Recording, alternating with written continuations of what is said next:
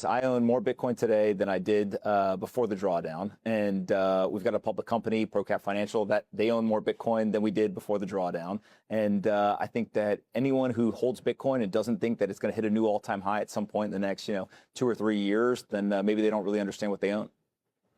All right. And go down the list of lesser names. I stop at Bitcoin. You do? You don't do I want to Solana know or a separate Ether? question that relates to Bitcoin, which is, do you have any idea who Satoshi is? And I ask because there's been now the report by John Carreyrou saying that it was Alan Back. There's a documentary coming out. I think people think that it's in that one, maybe Hal Finney. Do you think it's one There's person? some other report. There was another name that actually I was unfamiliar with. Where do you land?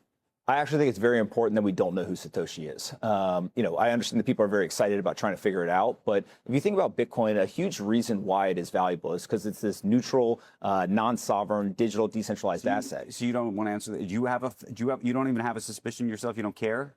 I one time heard Peter Thiel say that there was a cryptography conference, I think in Antigua back in the late 90s, and anyone that was interested in money and cryptography was at that conference. I think that's a pretty good thesis there. But yeah, I prefer not to know because I think that one of the strengths of Bitcoin is the fact that it is not associated with any one person. Do you think it is one person? Do you think Satoshi is one person or that it's multiple people? I usually go to, kind of the simplest answer is the right answer, and so it's probably one person created it. I think it's Shakespeare. Was Shakespeare one person? Well, look, part of this is there's 40 years of R&D that went into creating this, and people always look at Bitcoin and they're like, oh, it's the first digital currency. It's like, how many times did we have these attempts? There was B-money and digital gold, all these different attempts at it, and so finally somebody got all the pieces together and created Bitcoin, which is great, but also they were pretty smart in not revealing their identity. True believers don't think that it was invented.